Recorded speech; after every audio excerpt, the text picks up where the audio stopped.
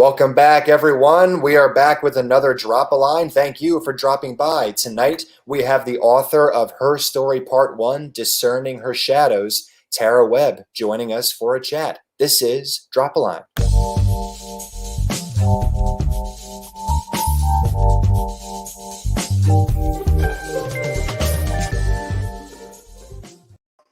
And we are live with Tara. Tara, how are you this evening? I am wonderful. How are you doing? I am doing great. Just before the show started, I had my head in 3 different directions. I'm in graduate school. It is finals week.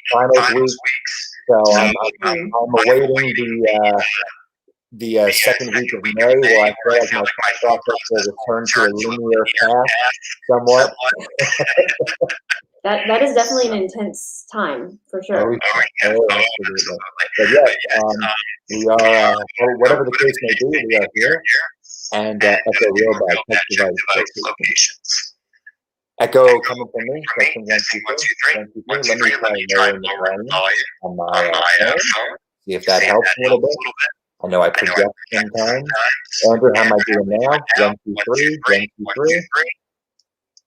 ABC 1, 2, 3. We already have a lot of people joining us on Instagram. Fans of Tara Webb are here. Thank you all for joining us. We are so happy that you have decided to join us on Drop a Line this evening. If you would like, please leave us comments and questions. This is an open forum type show. We love it when you join us. Andrew, how are we doing on those sound issues? Let me know. Write a comment. Still real bad, okay? All right. Real bad. Tara, could you do a quick sound test for me? Just to see which side it's coming from. Yes, testing. Testing 1, 2, 3. Is Tara okay? Tara's probably okay. It's probably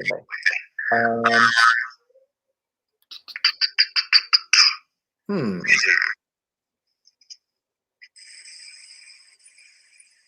Try that again. I hear it. Testing 1, 2, 3. 1, 2, 3. Andrew, how are we doing? Let me set the phone back a little bit. Maybe that'll help. Testing 1, 2, 3. Thank you for joining us on Facebook, YouTube, and Twitch. We are just working out our sound issues. Okay. Andrew, write me a comment, buddy. How are we doing? Good, bad, ugly?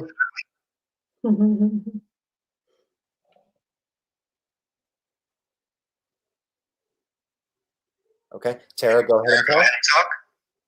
Hi. I am Tara Webb, and it is nice to be on here. You know, if there's any more sound issues that we need to work on, if we're good. Yes, I do apologize for holding up the interview. But I like to get these things resolved so that we don't have to interrupt you once we get started. I totally get it. I know. I totally get it. So much for your patience. I really do appreciate it. I used to act, and so I get the technical parts. Right. Absolutely. Thank you so much. All right, so I think what's going to happen is I'm going to try to keep my contributions to this a little bit rough until my issue is resolved. Definitely on my end. So, I hope you can hear me. Again, thank you for joining us here on Drop a Line. If you're on Facebook, YouTube, or Instagram, please do. Tara, quick question. Is your laptop muted on your end? It is. It is, right. Yeah, so we only have our phones on, correct? Okay. So, all right, talking. 1, 2, 3. That was Andrew's idea to mute her and then talk. So, absolutely. Go ahead and unmute your mic now, Tara. Perfect. All right. So what we're going to do is we're just going to dive right into the first question. So, Tara, thank you so much for joining us here on Drop a Line this evening. I have to say, I'm a big fan of your. I haven't read the story yet, but I'm a big fan of your what you have told me about of the story so far. So, do you want to tell us a little bit about who you are and how your story came into being? Yes, that I've got down pat. talking about book stuff tends to get, nerve-wracking. But when it comes to myself, I've got that. I can say that I've been a mom for 7 years now. My oldest turns 8 in August. And ever since then, I have 3 boys, and I'm pregnant with our 4th boy. Ever since then, my life has revolved around being a mom and doing everything I can for my boys, for my husband as well. And it's returned too, but I definitely spent so much of my time just giving to them. So I would say about, gosh, we're in 2021. In 2019, my husband started to deploy, and actually before he deployed, we were going to have a child, and I had a miscarriage. And so with that miscarriage, it kind of took a lot of introspection on my part, just to see how I felt about things. Just when something big like that happens in your life, you kind of just start second guessing different things. So he deployed, and I decided I'm going to do something for myself. I don't know what that is, but I'm going to commit to giving to myself, because that's the only way I can be a better mom to my boys. And that ended up being my story. I decided and committed to writing these summaries, all of the chapter summaries for all 4 books of this series in her story, by the end of 2019. So I did it in about 2 months, I think, wrote all of the chapter summaries for him. And at that point, it was like, well, I don't know, now I have to actually continue. Like, now I've come this far, I have to actually write it. So discerning her shadows is a lot about that waking up and realizing that there's more to life than just what you thought, basically, and putting that out on paper. But it's in a fantasy way, so you don't feel like you're actually having to judge your own life. Absolutely. I absolutely love the premise of that. And it's one of my favorite things about fantasy, in fact, that it is such an immersive form of escapism, but also a way of connecting back to reality. And a lot of the images that you are introduced to, and even just the ideas layered within the story, are just, they can so beautifully make you feel what other people are feeling in real life. Because I feel like in real life, we can tend to, when these topics come up, they're easy enough to talk about. These are known things. They can be spoken about pretty bluntly, but people tend to kind of ward them off a little bit, And yet, in story sharing and storytelling, we all can just kind of get it, It's easier to look at that and start applying it to your life. There's actually, after I write these 4 series, I actually want to write, I guess it's kind of a nonfiction in a way, but write like a manual of how to apply Ashlyn's journey in her story to your life. So you're looking at fantasy, and then you are bringing it back to where you are in your life. And, because we start doing that anyways, we just don't think about actually actively doing it. We're just like, oh, that sounds really fun. That's so cool that she's going after her dream. Oh, look at her. And then we leave it there. But I would love for the readers to really just bring it home to themselves. Absolutely. Oh, I love it. I love it. I cannot wait to read it already. The show is crazy, because every time you guys come on, I immediately want to buy your book. Immediately. Like, every time you come on and you pitch these stories to me, I'm like, I gotta have this book. This sounds like the best book ever. It's amazing. So we have you're very welcome. We have quite a following assembled here. Your fans are here. And Stella Shine is sending you lots of hearts. And she's telling you that you are glowing, which is certainly true. Thank you for being here, Stella. And she says she is a big, big fan of Tara. We can definitely tell that. And Ariel is here. She's saying it's always good to take time out for yourself. Yes.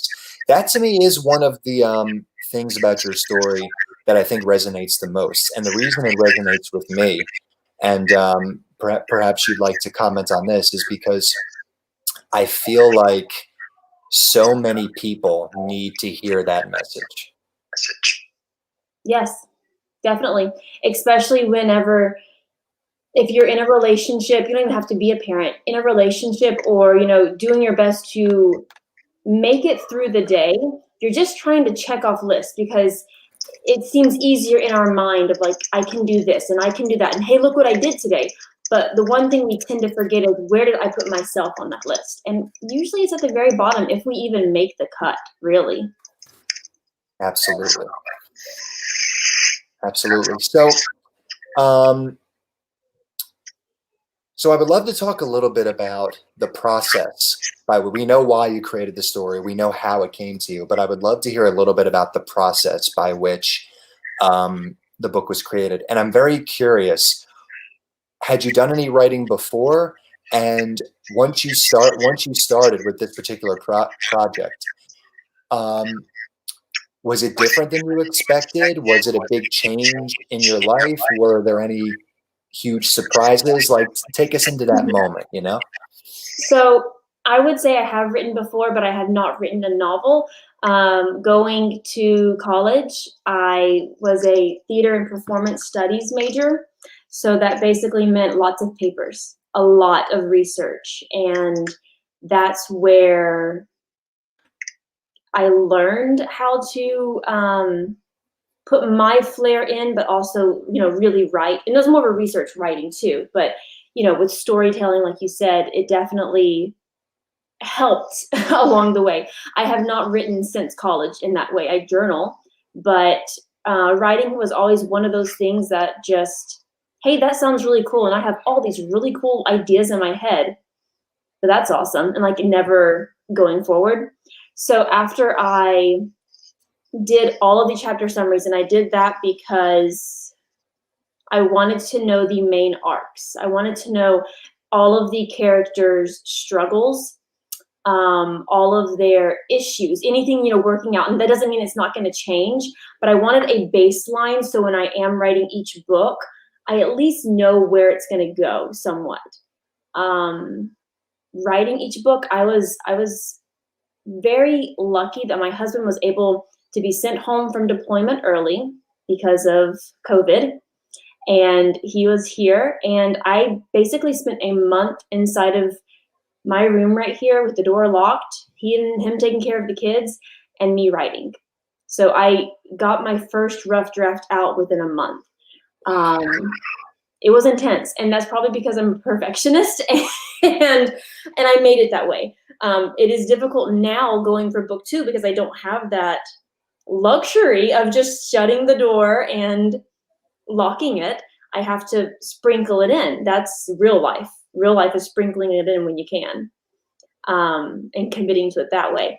But for book 1, it was definitely, and I think it was a proving to myself. You know, I talked about giving to myself, and if I didn't write that and commit to it just wholeheartedly, it almost felt like I was just going to not do it. Like I had to push through.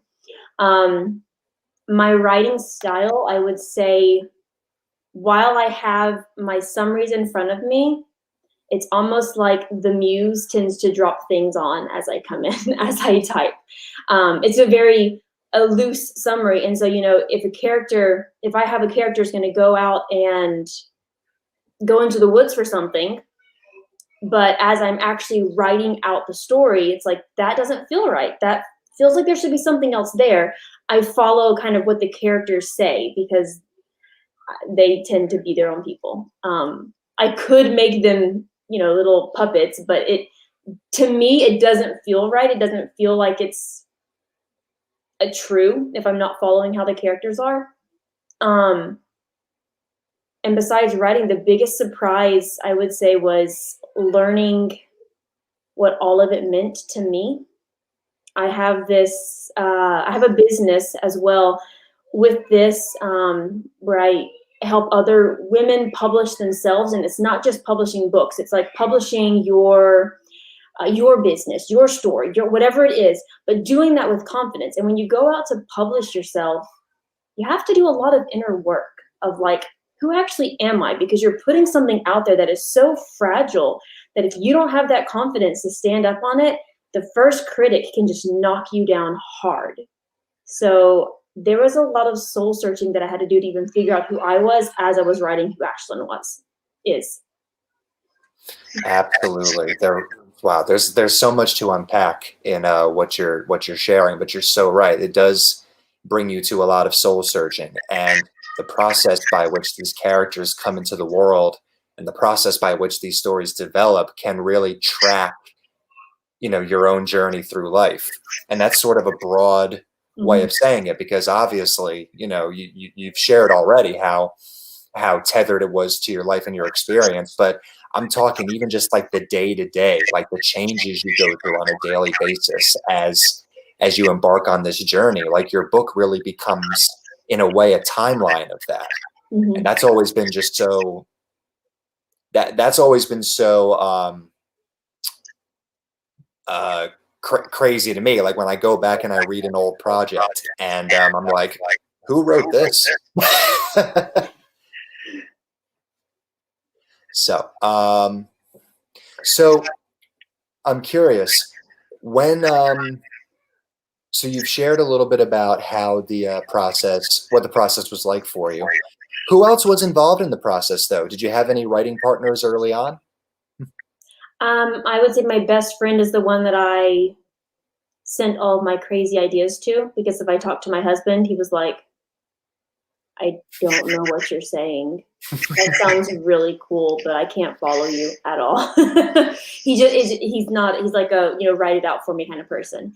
So, I mean, I had my best friend that I messaged. She has a fabulous bookstagram. Hello, my dear. My friend just popped on Instagram. But yeah, she has a wonderful bookstagram. And then I had a lot of support from friends who were offering to read it and that kind of thing. But as far as like the actual story, I mean, I did send her ideas, but I guess the story was mostly just in my head. She helped me along, like, oh yeah, that would make sense, or no, you should do this, or something like that. But besides that, it was just kind of in my head. Right. No, thank you for sharing that. And we have a lot of people joining us right now. Best Mermaid Ariel is saying, "Oh no, characters always taking the plot into their own hands. Have you had to change your original outlines much so far?" Well, that's a great question. I love that. So, no, not change it much. But then whenever I sent it to Nicolette to edit, she was definitely like, "These sound great, but what's the driving force behind it?" Basically. And so it didn't change, but it certain things felt a bit better. Like there's a piece where Ashlyn goes to kind of like sneak up on somebody, and it's in there, but how she ends up finding that out is a bit different. So not the main parts of it, but the tiny pieces that were important but not as noticeable, those parts changed more so. At least I can say in the first book. The second one, the first chapter, has already changed, so we'll see. Right, absolutely. Yeah, we will see. We will see for sure. And I apologize if you've touched upon this already, but I want to ask you've spoken about how the characters come to you and how the story comes to you, but how do you choose the genre in which you write? I did not touch on that, and I would say fantasy is just because that is the world I live in. As far as like reading book wise, that's the majority of what I read, but also I try my best to just find the magic in every part of the day. I enjoy seeing fantasy throughout my life, talking about just looking at where I can see those beautiful pieces. So I try to make my life, I don't want to say fantastical, but in a sense, yes, because we do get so bogged down not remembering, like, how cool is it that, when you're at a red light, the light turns green. Like, that's magic to kids. They look at it and they go, boom, and the light's green. Like that's beautiful, but we don't see those little things as much anymore. It's just learning, I guess, looking more through kids' eyes is how I would like to say it.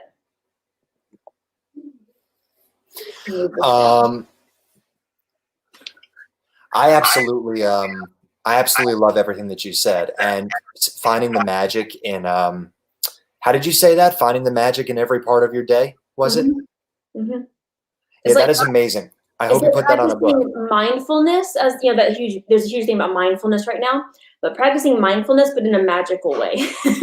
Oh, that's amazing. That is absolutely amazing. And mindfulness is such a tool of focusing and Mm-hmm. like focusing on the things that matter. And I have found personally since practicing it that various techniques you learn along the way can be essentials for creative types. Yes. So I love that you associate mindfulness with magic, because creating is magic, like in every sense of the term.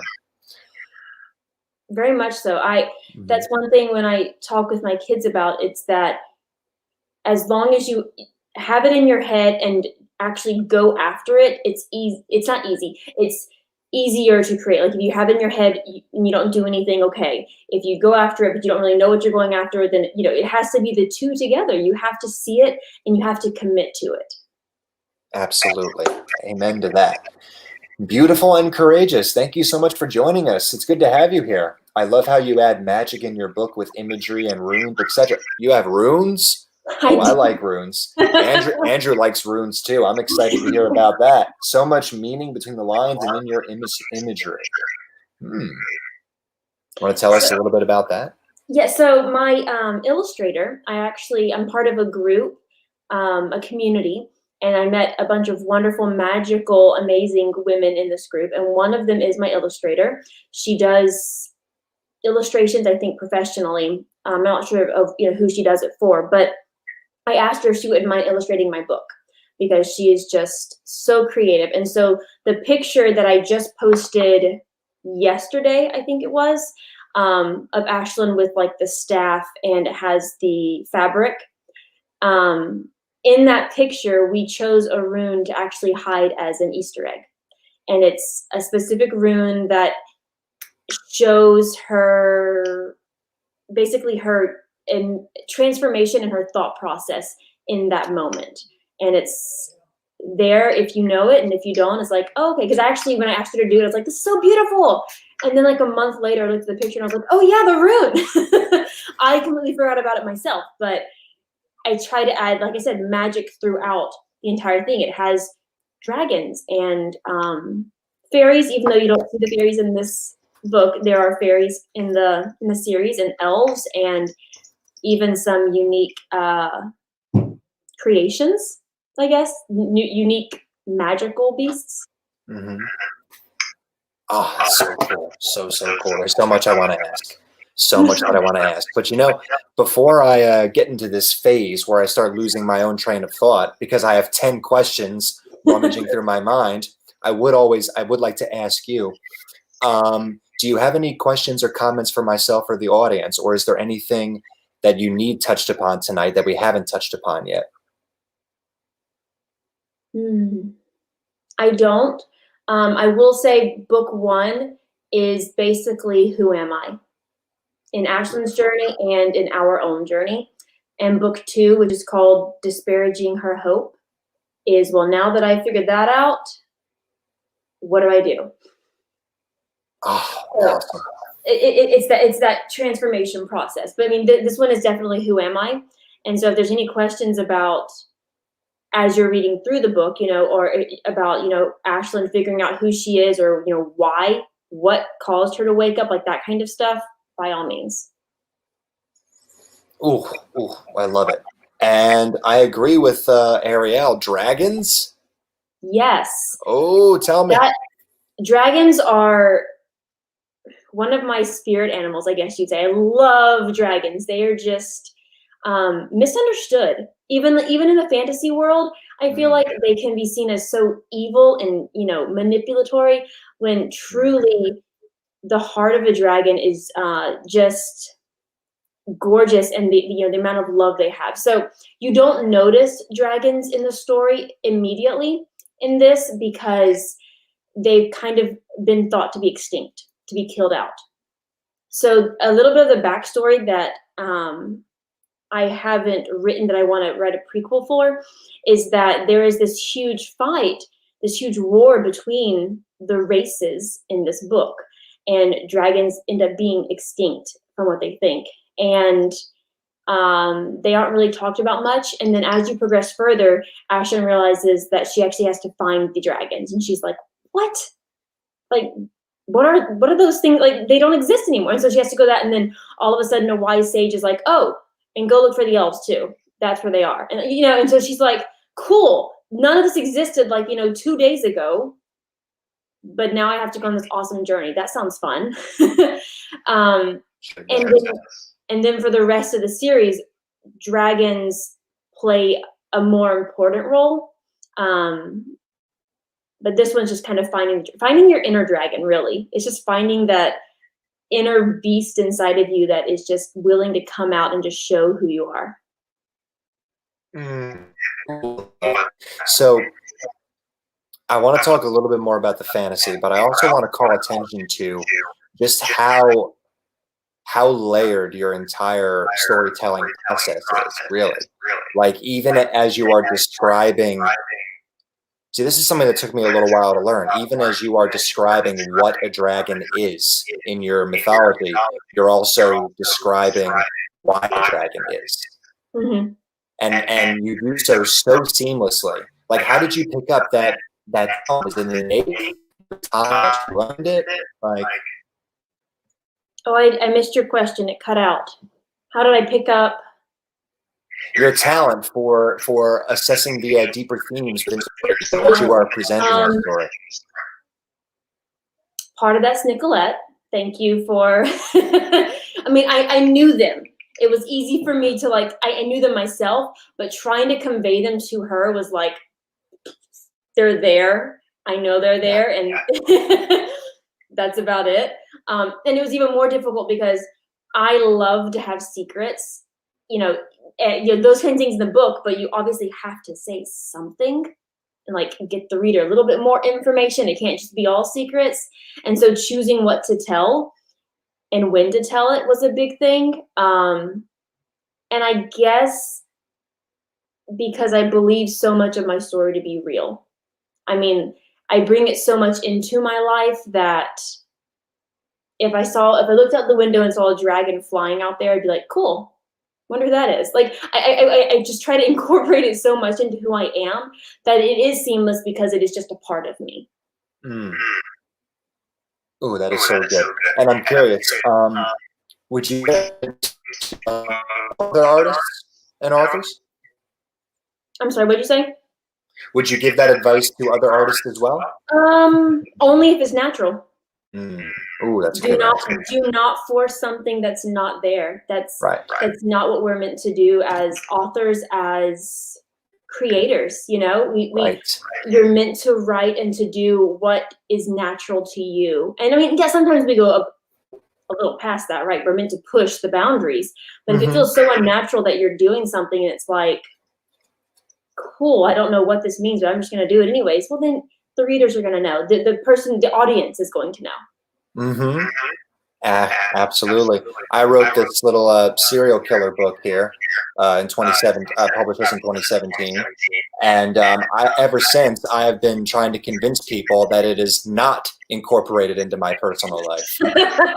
And very few people actually believe me. So, but see, that was a bit of a trap question. I don't usually do that, but I love the way you answered it. I love the way you said, don't force it. You know what I mean? Like, I love the relationship you have to the story. I feel like I'm really excited to crack it open now because I can tell that so much of you is going to be in it.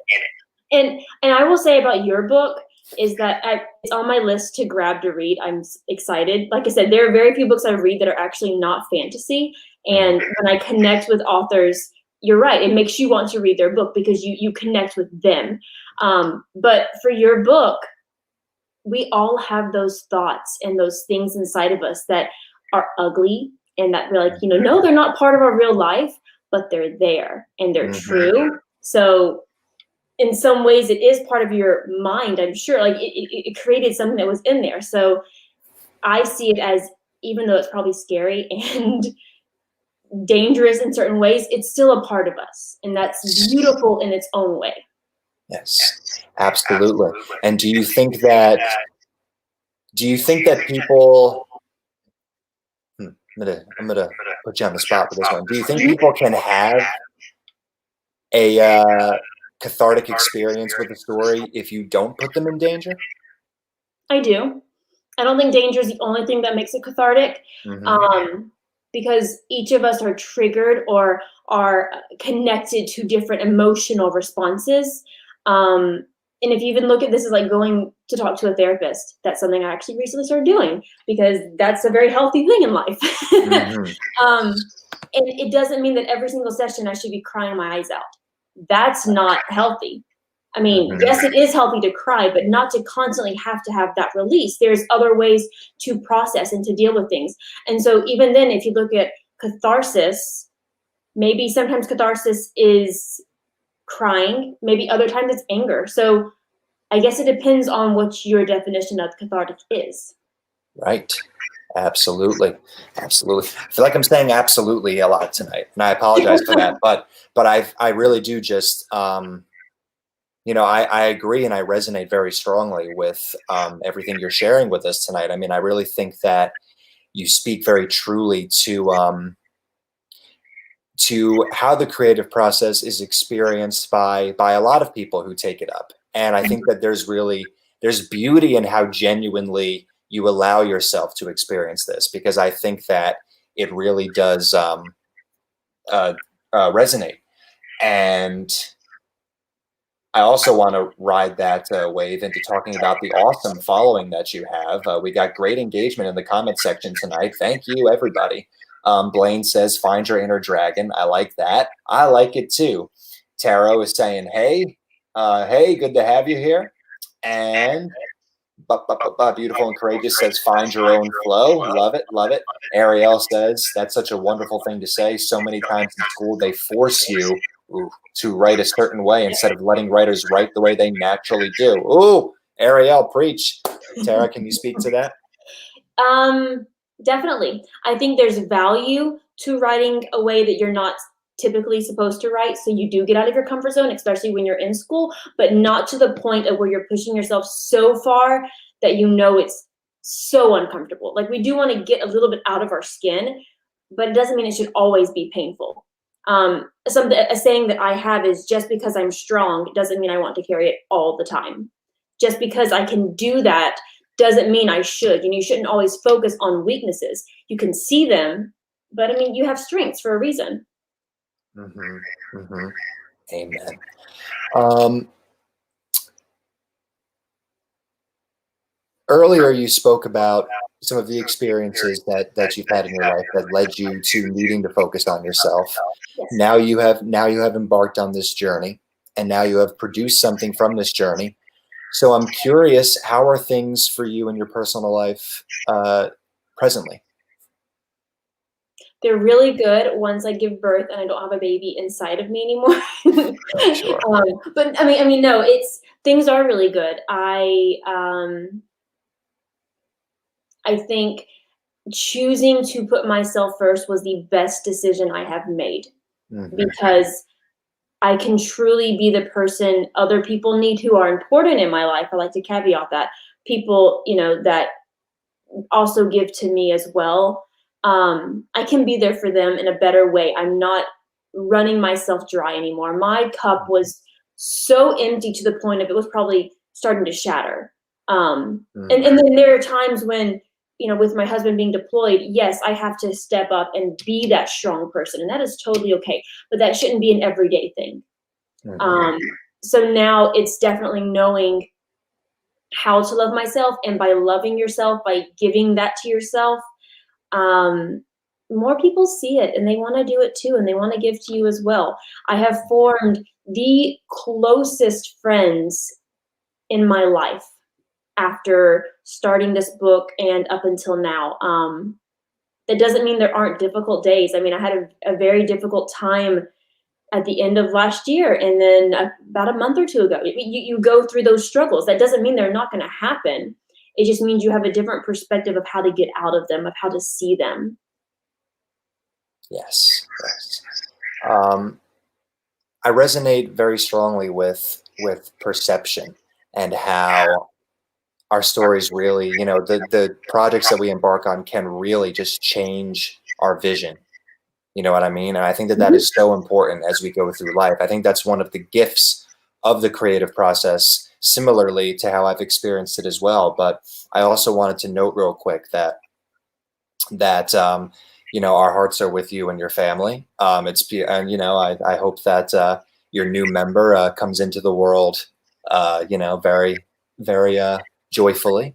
And and I just wanted to say real quick that it wasn't too long ago on Drop a Line that we actually had a um, a candidate for office who was also a poet. I forgot that, but he reminded me at the end, so that was great. But we broke formula a little bit to invite a public figure onto the show, and I just wanted to say of your husband who is on deployment that um, what your husband does, the service that he provides, in my opinion, that is why we write stories. Mhm. Stories always come back to reality, and there are heroes in real life and servicemen in real life and just people from all different walks of life and in all manner of different professions that really shape the reality we live in into what it is. Mhm. And so I just wanted to say that, my heart and our hearts are with your husband where he is and with you. And thank you so much for being so vulnerable with us during this episode. I think that what you have done is truly inspiring. And I really want to see people buy this book. Has anybody not bought the book yet? I am definitely buying the book. I think that this book should be bought. I agree. This needs to be a bought book because Mhm. such a there's so much passion here, and I feel like this is a story that really will affect people. And I never would have had the courage to say this either, but I agree. In the past, that wouldn't have been somebody that would have been like, yes, my book is wonderful. And yes, I, see it and like that kind of stuff. But that's what this has led to. Um, and I 1000% agree with you about my husband just because he provides for us, service members in general, but he provides for us so I can do this. I have just the full amount of support to do whatever I need to do when I need to do it, for the most part, and that yields discerning her shadows that will touch so many other lives and connect them with their fantastical world that they didn't even know existed. So good, so good. Stella Shine bought it already. That's right. That's right. I should have bought it already. I'm definitely buying it now. I got to tell you, this is a buy. This is a buy. And Ariel says, I think you mentioned you were an actor or in theater.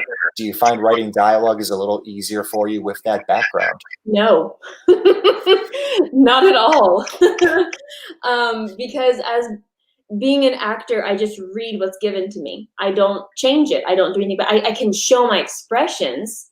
Now that's easy, easy per se. But showing like the physical part of something is much easier. When I'm writing it, I'm very sarcastic and snappy, and it's to me it's more difficult just because I have it in my head exactly what needs to come out, and I don't always get it on paper. I like it to be a certain tone, and you read text messages nowadays. Tone is very difficult to perceive through words. It's much easier to see in your face, or hear it in the tone of your voice, literally. So no, I was writing those are fun, but they are my biggest challenge, I would say. Mm, yes. Was there something in your background as an actor that was helpful to the process? Definitely. Reading it aloud because of Mm, having to read aloud. That's the one thing they say about scripts is that you're not supposed to read plays quietly, because they're not meant to be read inside your head.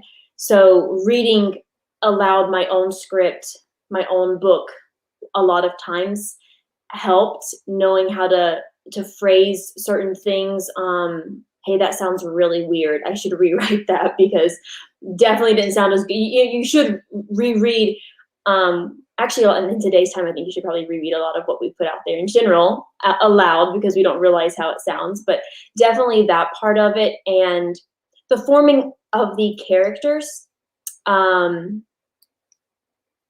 Just because being in theater, the character you are that one character. So that was probably easier just kind of knowing so much about a character and forming so much about their story. Because when you are in theater, you have to craft, even if the audience doesn't know it, even if it actually doesn't make any sense, you have to craft this entire background around who this person is.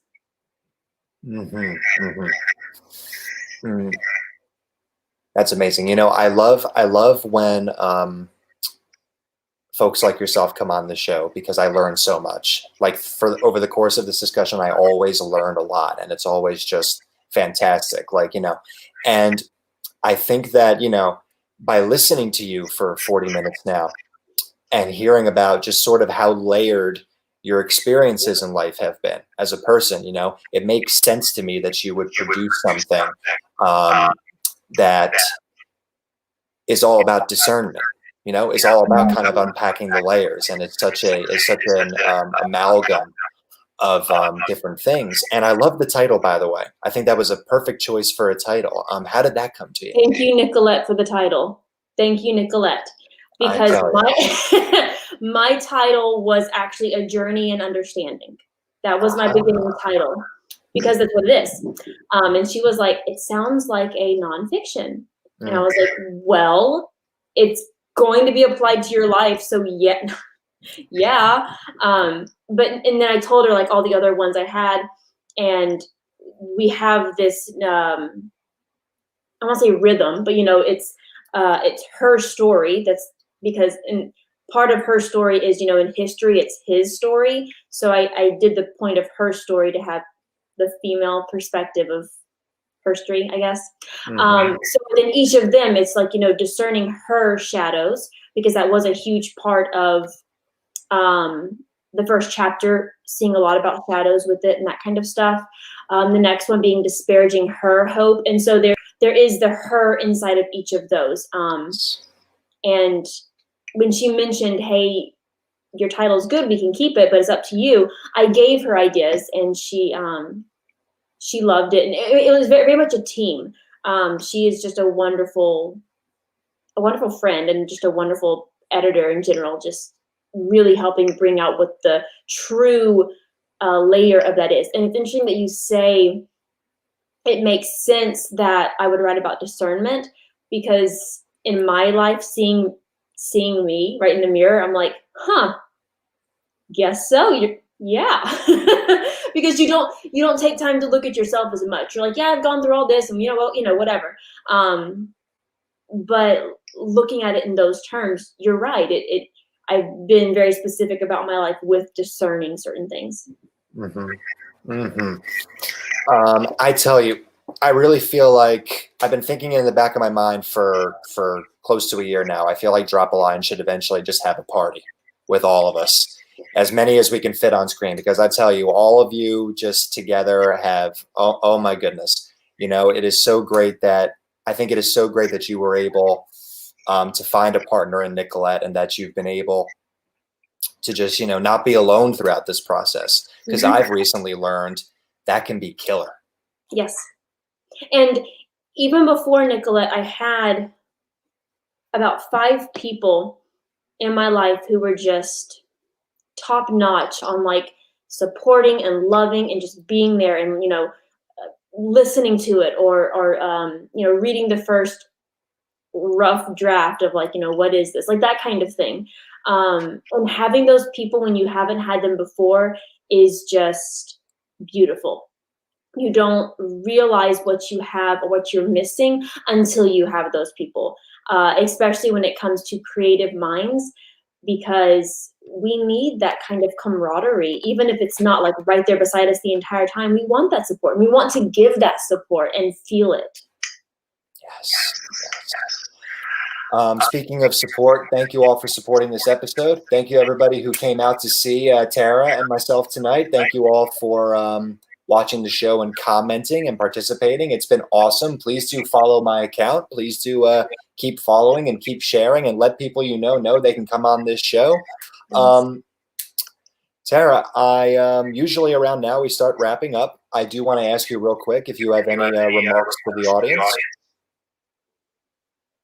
The only thing I would say is I've written this story and I've seen it in my head 1,000 times, and you see the cover, you see what I think it is, but when you get that book, when you read it, it doesn't matter what I think. It doesn't matter what I put in there per se. It is all about your perception. It's about what your story is telling you. Ashlyn's story is your story. So whatever you see, whatever you feel is valid and true, even if the book doesn't say it. Absolutely. You heard it straight from the source, folks. And don't go anywhere. Don't go anywhere, because this story you're hearing about, you could hear a little bit of the story right now. Would you like to read for us, Tara? Yes. All right. Okay. You're all still here, right? Don't go anywhere. We love you. All right. You ready?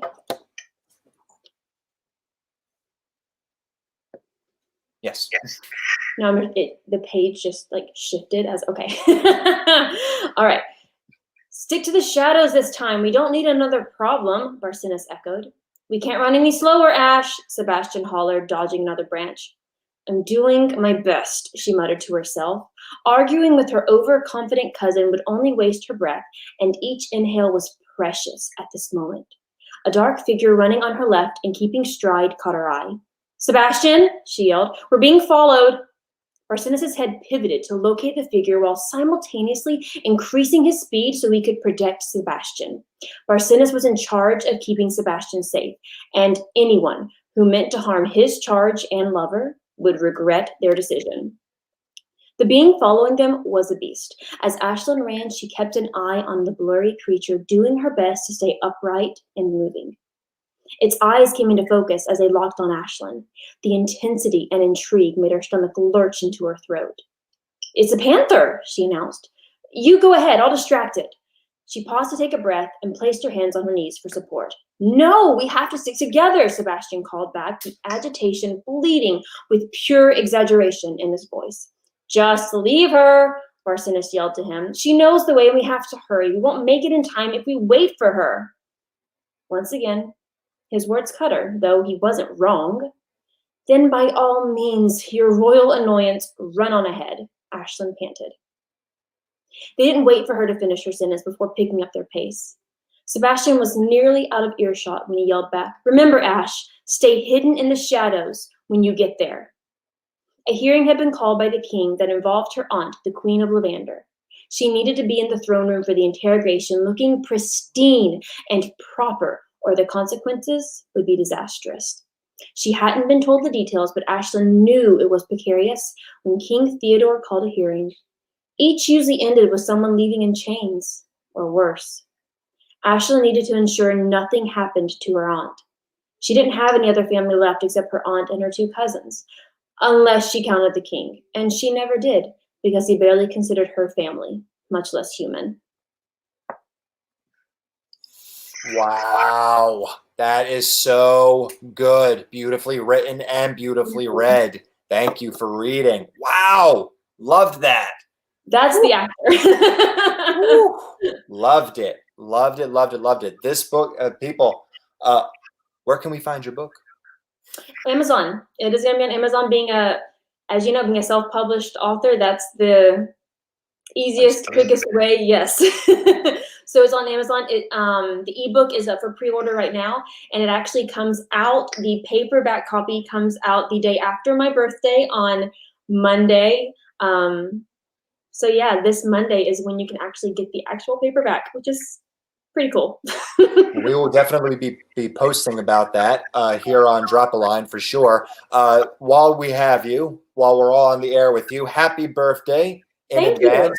And we look forward to celebrating with you by getting our copies. Yes. Thank you so much. Thank you so much for being here tonight, Tara. I absolutely loved our conversation. We loved having you on the show. Thank you, everybody who showed up and participated. We absolutely loved having you here as well. Do come again. It is very always fun to have a whole group together. And that is Drop a Line for this evening, Tara. I wish you all the best. We wish you a good opening day, and you take care of yourself. Yes, thank you so much. And that is our show, everybody. Thank you for stopping by. We will see you next time with our next guest. Don't miss Drop a Line. Good night. That is our show.